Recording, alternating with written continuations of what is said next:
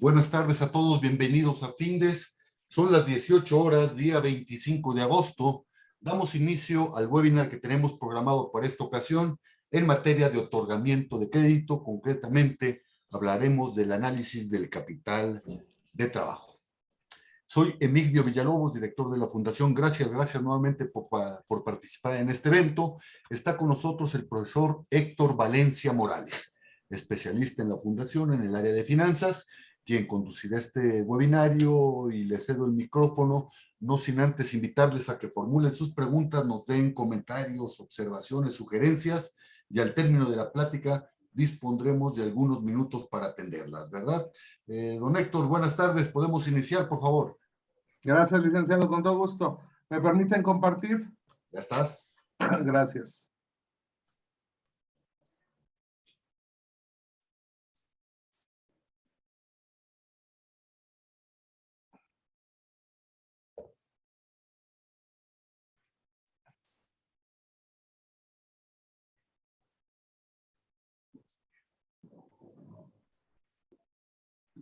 Un segundo, por favor.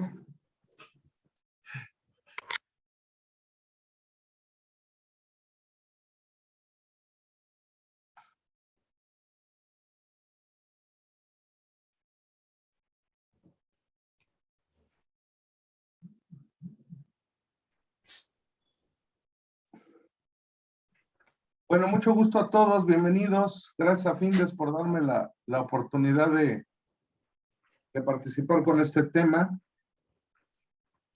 Y bueno, pues podemos entrar directamente en materia. Creo que este es el punto más álgido que tiene el análisis de crédito para el otorgamiento de crédito, porque hay un paradigma ahí que ha complicado la vida y que de hecho, desde mi punto de vista, y lo he dicho incluso en publicaciones que he realizado, es en mucho la causa de la cartera vencida que han tenido los bancos en este país. De pronto, cuando los otorgadores de crédito, los banqueros, escuchan crédito a capital de trabajo, inmediatamente piensan en una línea de crédito revolvente, como si fuera la solución. Y a mí que me ha tocado trabajar con ellos, capacitarlos y consultarlos, he descubierto que el problema es que creen que como el capital de trabajo da vueltas, esto tiene que ser revolvente, pero no, eso es un paradigma, no es así, no siempre. Entonces, de pronto, bueno, pues este tema tiene importancia por eso, no tenemos mucho tiempo, este es un webinar, pero a final de cuentas voy a tratar de ilustrar a qué me refiero con el tema. Vamos a partir del principio fundamental. En materia de otorgamiento de crédito, los bancos a las empresas tienen dos destinos. El tradicional, o el más tradicional, que tiene que ver con la infraestructura. Estos son créditos que sirven para la compra de activos fijos y que existen de toda la vida y que tienen características y que no son el tema de esta ocasión. Y el segundo, que es el que nos tiene aquí, es el crédito para capital de trabajo.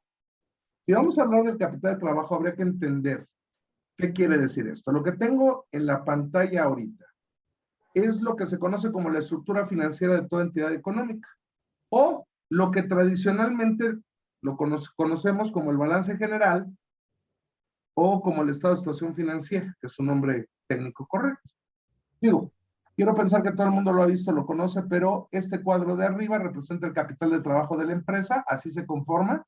Este cuadro de abajo representa la infraestructura, y estos son los dos destinos a los que hago mención en la filmina anterior. A final de cuentas, aquí es donde las empresas invierten sus recursos, y una de tantas formas de financiar estas inversiones es utilizando el crédito bancario. Ahora bien, esos créditos bancarios aparecen aquí en los famosos pasivos, que como sabemos, pues los hay de corto plazo y los hay de largo plazo. Y por último, el capital de la empresa. Este es propiamente la estructura. Existe algo, está en las bibliografías, en los libros, pero que a final de cuentas es fundamental entender para comprender el otorgamiento de crédito. Se llama regla natural del financiamiento. Es una regla que nos dice cómo la administración de una empresa debe de relacionar las fuentes de recursos, que son estas con los dos destinos probables, capital de trabajo e infraestructura.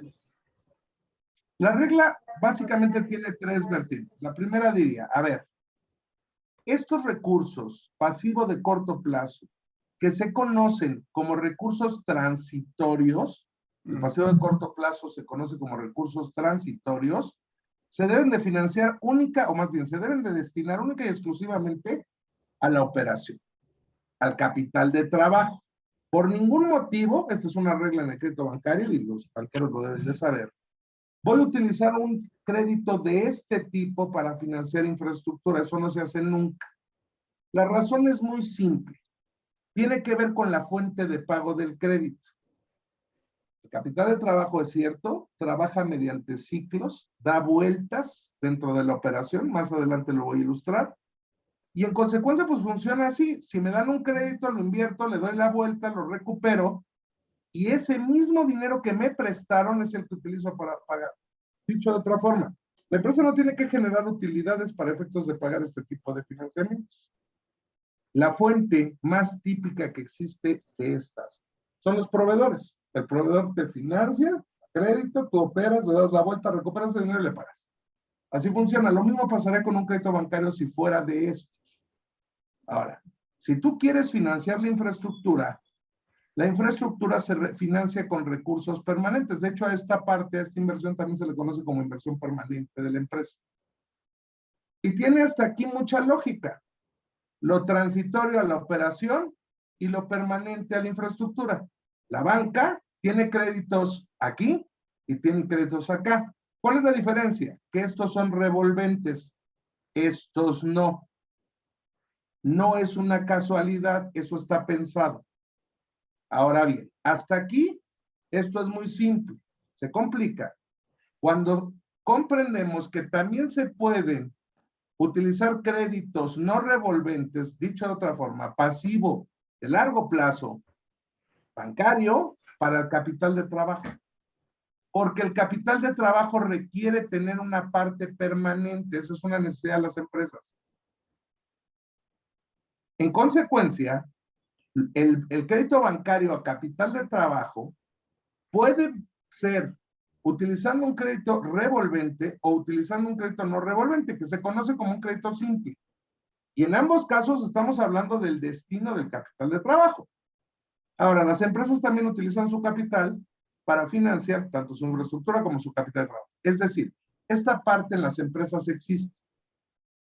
Esta parte gris se vuelve la parte más importante del capital de trabajo, se llama capital de trabajo neto. De hecho, la gente que no entiende mucho del tema cree que el capital de trabajo es esto, y no es así. El capital de trabajo es todo el activo circulante de la empresa. No importa de dónde esté financiado. El capital de trabajo neto es la parte del capital de trabajo que está financiada con recursos de tipo permanente. En palabras simples, el que no tengo que devolver. Eso es importante. Ahora bien, si hablamos de capital de trabajo, entonces tenemos que partir de entender que hay dos motivos o dos necesidades que presentan las empresas para financiar su capital de trabajo. La primera, por algo que tradicionalmente se llama NETs. NETs son las siglas de necesidades eventuales de tesorería. El catálogo del Banco de México, cuando describe los créditos, hay algunos que dicen sirve para financiar necesidades eventuales de tesorería. Esa es una probable necesidad. Pero hay otra, el crecimiento. Crecer, el famoso problema feliz o el happy problem, requiere recursos y las empresas solicitan apoyos financieros para este motivo también. A ver, ¿qué implica una NET? ¿Qué implica necesidades eventuales de tesorería? Te lo voy a explicar con un ejemplo dinámico que tiene que ver con el funcionamiento de la operación del capital de trabajo, de la operación de cualquier empresa. Todo negocio, toda empresa, opera de la siguiente forma. Primero tenemos el dinero en la chequera, le llamamos el efectivo. De aquí se saca mediante un proceso que se llama compras, se le entrega al proveedor, el proveedor a cambio me entrega mercancías, esas mercancías, llámese materias primas o artículos terminados, se llevan a un inventario que posteriormente se vende y se convierte en una cuenta por cobrar, misma que al tiempo se cobra y el dinero regresa. Es un ciclo. Este esquema se llama ciclo corto de conversión de fondos. ¿Sirve para ilustrar la operación? Es simplemente el nombre. Ahora, lo voy a ilustrar con números. Vamos a imaginar que nosotros tenemos 100 pesos aquí. Esos serían mi capital de trabajo. El dinero que destino a la operación es mi capital de trabajo. En ese orden de ideas, yo voy con mi proveedor y le compro 100 pesos de mercancías. Él me entrega un inventario con valor de 100 pesos, mismo que después vendo y convierto en una cuenta por cobrar de 150. Aquí ya traigo el sobreprecio de mi utilidad. Y al tiempo recupero y me ingresan 150 pesos. Ahora, de estos 150 pesos, 100 son el dinero que invertí y que estoy recuperando. Y la diferencia, que en mi ejemplo son 50, me encantaría llamarles utilidad, pero no lo son. Y no lo son porque todavía me falta pagar una serie de gastos con ellos. Por el momento, simplemente vamos a llamarles generación. Aquí quiero hacer un paréntesis rápido. El licenciado Villalobos nos dijo al principio que tomaran o anotaran dudas para que al final podamos contestarlas. Si las tienen, vayan haciendo para que podamos tener una sesión de preguntas y respuestas y pueda yo a lo mejor abundar un poquito más en todo esto. Pero bueno, decía, no son utilidad porque hay que pagar gastos con ellos. Por el momento vamos a pensar o simplemente llamarles generación. Lo que sí es un hecho es que por cada vuelta que completa mi ejemplo, genera 50 pesos. Ahora vamos a imaginar, solo por imaginar, que desde aquí que inicia, día 1, hasta aquí que termina, transcurren 30 días naturales. Si esto es así, quiere decir que cada 30 días genero 50 pesos. Por lo tanto, en un año, yo podría dar 12 vueltas. Por lo tanto, podría yo tener una generación total anual de 600 pesos, 50 por 12. Ahora, ¿qué pasaría? Solo imaginemos. Si en ese afán de buscar la eficiencia, eso es administrar una empresa, la constante búsqueda de la eficiencia de todo, yo me aplico en la forma de hacer mi operación y logro completar la vuelta en 15 días.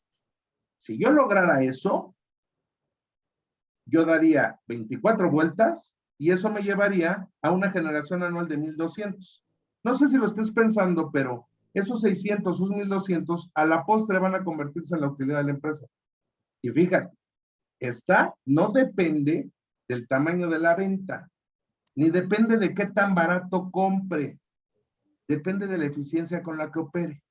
Lo que te estoy queriendo decir es que el objetivo de la administración financiera de la empresa en relación a su capital de trabajo, a su operación, es darle el mayor número de vueltas posible en un lapso de tiempo igual.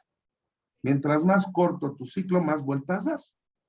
A lo mejor ya estás pensando, padrísimo, el día que tenga mi negocio lo voy a rotar a 7 días y me voy a hacer rico rápido. Y yo te diría que sí, si lo logras. La bronca es el cómo. Eso no es tan simple. Pero bueno, de hecho, vamos a ponerle tiempos a mi ejemplo. Mira, siendo muy prudente, no exagerando. Vamos a imaginar que esta empresa, mi ejemplo, se tarda 15 días en rotar su inventario. Los que tienen idea de lo que estoy hablando sabrán que es un inventario muy ágil. No estoy exagerando, quiero un ejemplo lo más poco exagerado. En México hoy en día si no vendes a crédito no vendes. Podríamos hablar de 60, 90 o hasta 120 días en ciertas industrias. Pensemos en que esta empresa da 30 días de crédito, nada más 30. Bueno, si esto es así, fíjate lo que pasa. Hoy día 1 sale el dinero, se lo entrego al proveedor, me da la mercancía y yo empiezo a vender o a mover mi inventario. Más o menos por aquí termina el día 15 de mes, hago mi última factura y entro ya al periodo de cobranza que va a terminar hasta acá. En total, desde que solté mi dinero hasta que regresa completo, 45 días. Ya lo medí, no hice otra cosa más que sumar los 15 y los 30. Este numerito se llama ciclo operativo. Es lo que se entiende por el ciclo operativo, es el tiempo que se tarda la operación. No, pues lo que sé ahora es que estos 50 pesos los genero cada 45 días.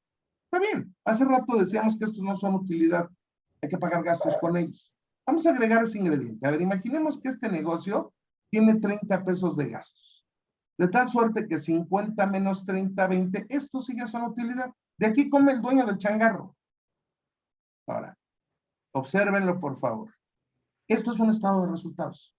Fíjate, venta menos costo de ventas. Ojo, el costo de ventas se resta antes que cualquier cosa porque representa la reinversión del capital de trabajo. En consecuencia, ese dinero es sagrado, porque si te acabas el capital de trabajo, se te acaba la operación, se te desviela el motor, se te frena el coche. Ahora, si te sobra, como en mi caso, se llama utilidad bruta, con ella pagas gastos de operación y te sobra ya utilidad. Y yo te diré, este negocio no es malo. Ganarte 20 pesos de 150 que vendiste es una tasa como del 18%, no es mala. Ahora, fíjate su realidad.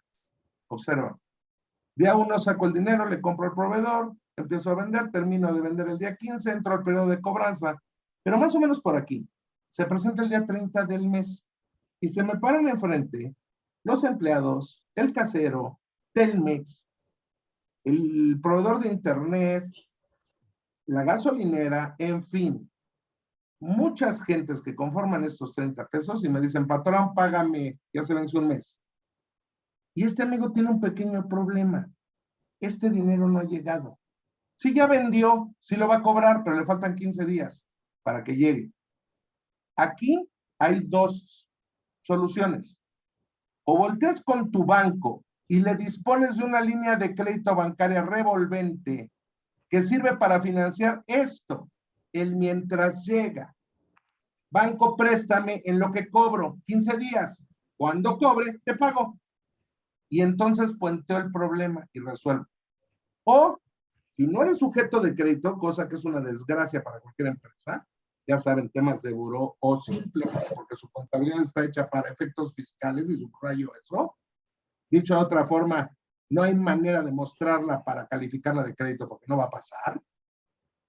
Si no cuenta con esas características, si no cuenta con un apoyo bancario, así es otra cosa que es muy común. Les queda de ver. Aguántenme, pónganse la camiseta. A ellos o a los proveedores o a quien sea. A final de cuentas, como decimos coloquialmente, se cuelgan. Vamos a suponer que es así para que yo pueda seguir con mi ejemplo. Transcurren los 15 días que faltan, lo esperaron, entra el dinero, les paga, come el amigo empresario y vuelve a invertir. Siguiente vuelta. Nada más que ahora el problema es más serio, porque ahora el día 15 le vuelven a decir, págame, ya pasó otro mes. Y en la segunda vuelta, a él ya no le faltan 15 días, ahora le faltan 30. Si no cuenta con una línea de crédito bancaria que le pueda puentear el problema, se vuelve a colgar, resuelve. Transcurren los 30 días, imaginemos, y entra el dinero. Nada más que ahora el problema ya es muy serio porque ya les debe 2 meses. Y de 2 meses serían 60. La bronca es que él generó 50. Bueno, eso, si viera un estado de resultados ahí y supiera interpretarlo. A la mexicana, lo más factible es que cheque su saldo en la chequera. Y el amigo ve que le depositaron 150 pesos, le acaban de pagar. Y entonces pregunta, ¿cuánto debo? 60, pues les pago. Y puede, nada más que eso provoca que ya no mande 100, manda 90. Y ya no va a generar 50, va a generar 45. Y el problema persiste. En la siguiente vuelta lo van a tener que esperar 15 días. En la siguiente vuelta lo van a esperar 30 días. Y en la siguiente vuelta le vuelve a morder. Yo tengo medido el ejemplo. En 8.7 meses, este dinero se acaba. Con los ceros que le quieras poner, ¿eh? Y cuando ese dinero se acabe, esta empresa quiebra. Cuando se acaba el capital de trabajo, se acabó. Se desvieló. 8.7 meses. A ver, a manera de reflexión, ¿sabes lo que podría pasar si en lugar de 15 días de rotación de inventarios se avienta 90? Porque hay quien tiene promedio 3 meses de inventario. Y sabes lo que le pasa si en ese afán de vender y entre comillas ser competitivo se suelta dando 60 días o 90 días de crédito. Vamos, si aquí con un ciclo de 45 días la vida proyectada son 8.7 meses, obviamente revientan las empresas a una velocidad increíble. Esta es la principal causa de quiebra en México. No sé si lo sepan, pero 9 de cada 10 empresas que se quedan en México quiebran antes del año siguiente. Estadística del INEGI, no mía. Primera razón esta. La segunda tiene que ver con la depreciación, que también está muy incomprendida. Pero ese es otro tema para otro webinar. Esto que te acabo de mostrar es un problema serio que tiene nombre, se llama falta de liquidez. Y esta bronquita de los 15 días, eso es una necesidad eventual de tesorería, una neta.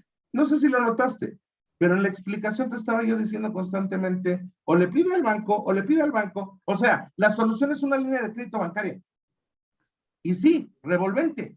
De hecho, antes del banco hay otra opción, los proveedores. Mira, te voy a mostrar cómo funciona. Vamos a suponer que hago lo mismo, pero le voy a sacar crédito al proveedor. Y el proveedor me dice, después de mucho negociar, te aguanto 20 días. Fíjate la diferencia. Hoy día uno, saco mi dinero, más bien, perdón, hoy día uno voy con el proveedor, le cobro, pero no saco mi dinero, porque me dio crédito, pero sí me entrega la mercancía. En consecuencia, no arranca aquí mi efectivo. Pero sí puedo empezar a vender, me acabo de alimentar el día 15. Sigo, entro a la cobranza, aquí está el día 20. Y se me para enfrente del proveedor y me dice, ya págame, 20 días te di. Sí, obviamente yo todavía no cobro, pero sigo con mi capital de trabajo guardado. La diferencia es que lo invierto aquí. Y en consecuencia, el día 20 del ciclo se convierte en el día 1 de mi efectivo. Mismo que voy a recuperar acá. En total, 25 días después. Ahora sí, si cada 25 días promedio genero los 50 pesos, no tengo problema para pagar mis gastos mensuales. Esta empresa ya tiene liquidez. La primera máxima financiera es trabaja con dinero ajeno. Ahora, el problema es que los proveedores no aguantan todo. No se dedican a financiar. Muchos de ellos ni intereses cobran, pero los bancos sí. Y esta necesidad es muy común. Todo buen administrador financiero debe de contar con una o dos líneas de crédito aperturadas con distinto banco y sin saldo, aperturadas, porque se disponen cuando se presenta la eventualidad. Eso es una necesidad eventual de tesorería y ese es el primer motivo para financiar el capital de trabajo. Financiar con crédito necesidades eventuales de tesorería es una necesidad claramente transitoria, eventual. Por lo tanto, se financia con una línea de crédito revolvente. Y hasta aquí, todo lo que inicié comentando es correcto. El problema es que no es la única. Resulta que hay otra. El crecimiento. A ver, ¿a qué se refiere eso del crecimiento? Pues es bien fácil. Para poder vender más, necesitas comprar más. Para poder vender más, necesitas financiar más clientes. Cada peso, cada 1,000 pesos, cada millón de pesos que aumentas en ventas requiere de un capital de trabajo mayor. Es decir, 100 pesos me servían para generar 50 y 1,000 me generarán 500. Al mismo ritmo, no tiene que ver con la velocidad.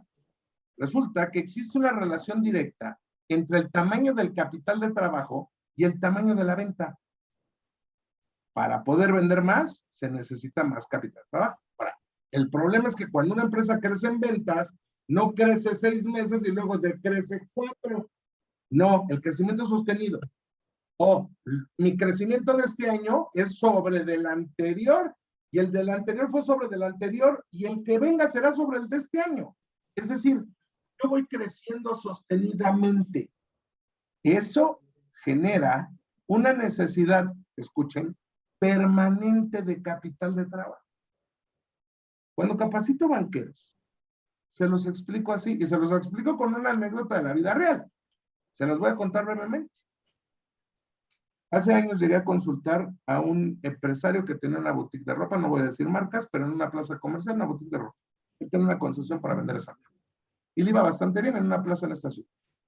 Estaban a punto de inaugurar o de abrir una plaza comercial que se llama Parque Delta, está ahí en Viaducto y Cuauhtémoc. Este amigo había ido y se había hecho ya de un segundo local, lo había rentado y ya había gastado sus recursos en rentarlo, en remodelarlo y adaptar. Ya estaba listo. El problema era con qué pongo la ropa del segundo local, la segunda boutique. Y para ello se acercó a su banco, no te voy a decir cuál. Pero bueno, su ejecutivo le dijo, no te preocupes, ¿qué necesitas? Quiero comprar alimentaria la segunda boutique. Y padrísimo, ¿cómo no? El ejecutivo, como muchos, dijo capital de trabajo, inventarios, y le tramitó una línea. Y le dijo, ¿cuánto necesitas? 1,000,000 de pesos. Y le abrió una línea por 1,000,000 de pesos. Y todavía le dijo al ejecutivo, mira, como no sabemos cómo le va a ir a la nueva boutique y a la plaza, Vamos a empezar las operaciones con 180 días, el plazo más alto que te puedo dar. Y ahí vamos midiéndola de acuerdo a cómo se comporte la venta para que ajustemos. El amigo que ya le urgía, porque de hecho se abrió la plaza, tuvo éxito y este amigo no podía abrir la boutique, le tomó lo que le dieron. Dispuso de su línea, llenó de ropa y empezó a vender. Abrió su boutique. La plaza fue exitosa. Si la conocen se darán cuenta que es exitosísima. Y la boutique no fue la excepción. Vendió muy bien. 6 meses después, quiero que se imaginen la escena.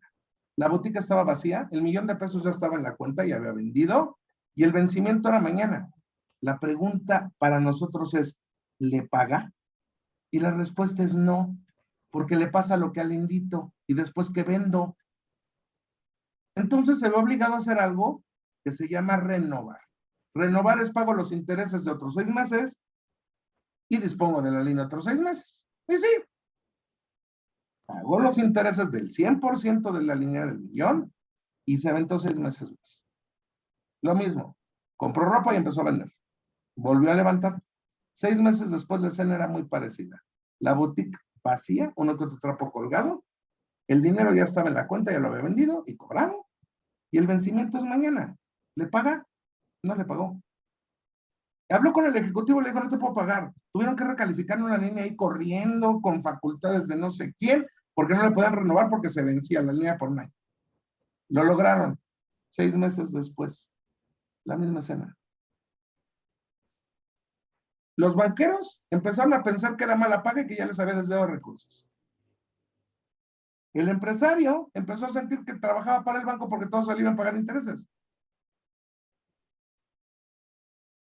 Dicen que la culpa no es del indio, es del que lo hace con el padre. ¿Cuál fue el pecado? ¿Pedir prestado? ¿Crecer? No. El pecado estuvo en que los banqueros que lo atendieron nunca se dieron cuenta que el crecimiento era permanente. Y este caso era muy obvio. Boutique 1, Boutique 2, era un crecimiento del 100%. Estaba duplicando su tamaño. Obviamente no le iba a poder regresar ese dinero porque la ropa la necesita siempre. Pero le abrieron una línea revolvente. Solución. Pues tuvimos que ir a reestructurar y convertirlo en una apertura de crédito simple. Nada más que para eso lo calificaron como un empresario riesgoso. Y fue todo un tema. De hecho, casi forzamos a caer en cartera vencida para que lo pudieran reestructurar porque no querían. Ahí me di cuenta que no entendían. A ver, es claro que el crecimiento es sostenido, es permanente. El error fue darle una línea revolvente. Solución. Lo convertimos en una apertura de crédito simple a 3 años, 36 meses, con pagos de capital e intereses mensuales. Y con la utilidad que generaba la boutique durante cada mes, fuimos haciendo abonos mensuales hasta que terminamos de liquidar. Salió. Nada más que para el banco fue un tema de rescate, cuando esto debió haber sido el negocio inicial. Así se debe haber planteado. Financiar con crédito, crecimiento en las ventas, la segunda razón, claramente es una necesidad de tipo permanente. Por lo tanto, pues lo que se requiere es una apertura de créditos. Obviamente, dentro del análisis financiero y lo que aprendemos en un curso de estos, pues no nada más es analizar si es sujeto o no de crédito, sino también hacerle un traje a la medida. Porque a veces, y es muy común, se requieren las dos al mismo tiempo. Darle la línea para necesidades eventuales, que se las puede tener en cualquier momento, como cualquiera, y financiar su crecimiento. Y es válido tramitar los dos créditos al mismo tiempo. Obviamente, la capacidad de pago es diferente, la forma de evaluar es diferente, la capacidad de pago de interés es diferente, y el traje a la medida, ese diseño del crédito, pues es diferente. Hasta aquí mi charla del día de hoy. Espero no haberme excedido, pero tenemos tiempo para preguntas y respuestas. Licenciado Villalobos, si gracias, hay gracias Héctor. Gracias Héctor. Pues algo que opinen los demás asistentes en este webinario, la explicación fue muy sucinta y muy clara. Los invitamos evidentemente a tomar este curso que imparte el profesor Valencia. Fechas las pueden consultar en nuestra página, ¿verdad? Bueno, damos apertura para que ustedes formulen sus preguntas, sugerencias, comentarios, ya fuera abriendo su micrófono o bien utilizando el chat.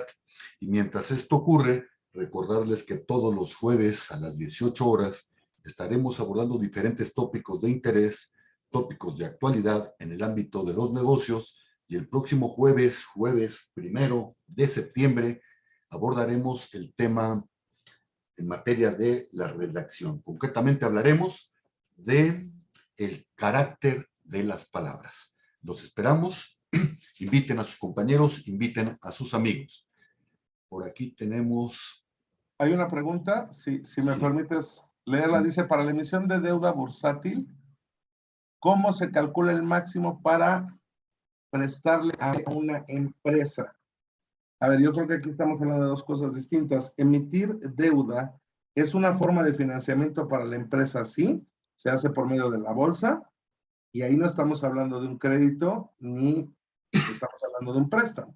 Sí es deuda, pero lo voy a decir en palabras sencillas para que todo el mundo lo entienda, pues es como si firmáramos pagares al portador, que se colocan en la bolsa, en el mercado, y que hay quien los adquiere como un tema de inversión. Ese pagaré tiene un interés definido, un plazo definido, y bueno, quien lo adquiere, pues lo cobrará o lo podrá revender dentro del mercado, en el mercado secundario, que para eso sirve.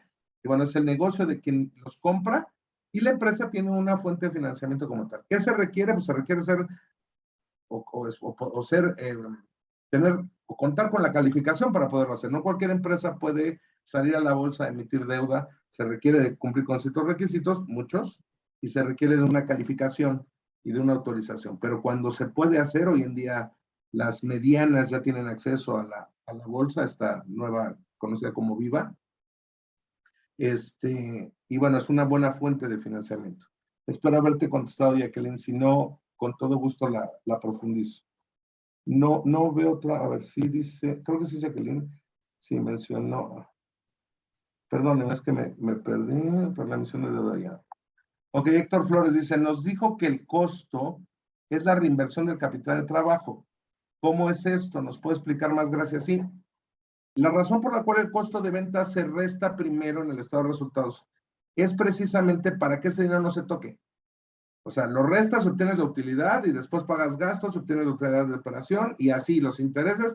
Vamos, el tema es, no me toques ese dinero, no lo consideres por ningún motivo ganancia, porque ese es el que sirve para volver a comprar. Propiamente el costo es el dinero con el que vuelvo a reinvertir el capital de trabajo, ¿no? De hecho, si lo observas, el costo no es otra cosa, el costo de ventas en el estado de resultados no es otra cosa más que la acumulación de todos los inventarios que se vendieron durante el año. A final de cuentas, ahí vamos acumulando y es todo el capital de trabajo que estuvo dando vueltas ahí, ¿no? Obviamente, no quiere decir que el anual sea el que se reinvierte, ¿no? Va dando muchas vueltas, se va acumulando ahí.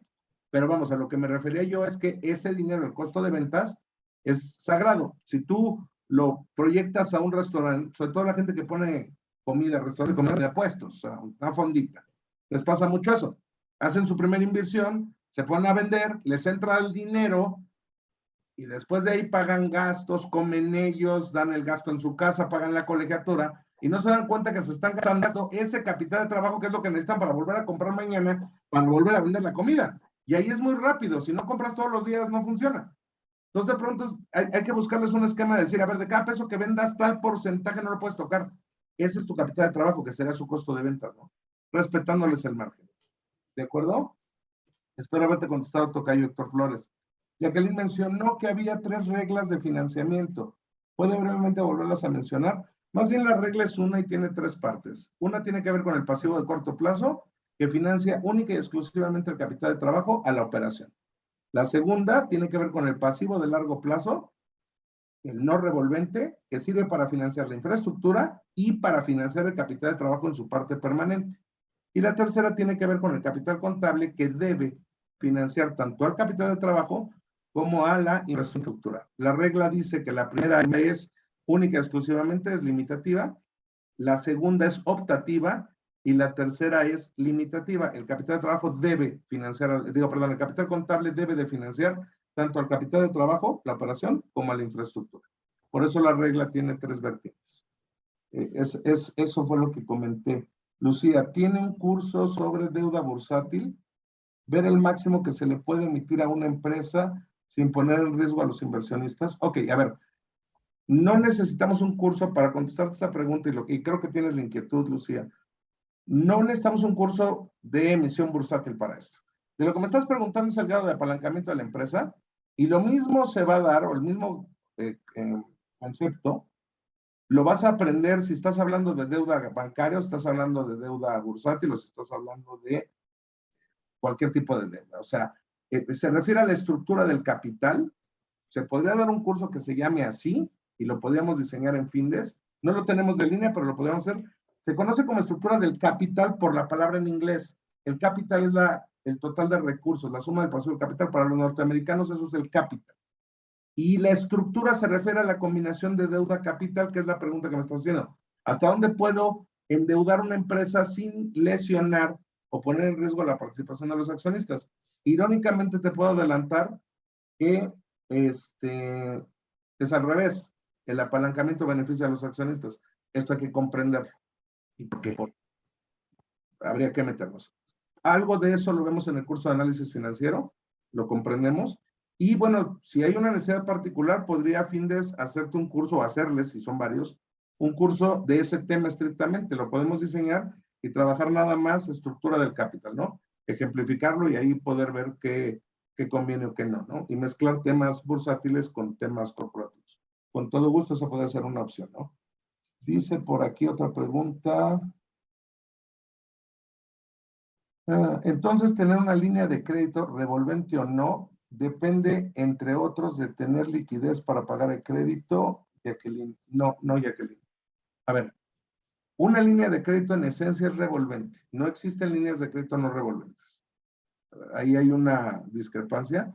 Los créditos no revolventes son créditos simples. Simples son esos que se disponen y se van amortizando a través del tiempo, con capital de intereses, y no se conocen como líneas. En esencia, una línea de crédito es revolvente. Hay distintos tipos. Depende de la garantía y de la forma.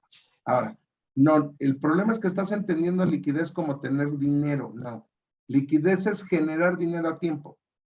La liquidez es la capacidad para generar dinero oportunamente. Una empresa es líquida cuando sincroniza sus ingresos con sus egresos para efectos de poder pagar todo a tiempo. Tiene que ver con el ciclo que te mostré.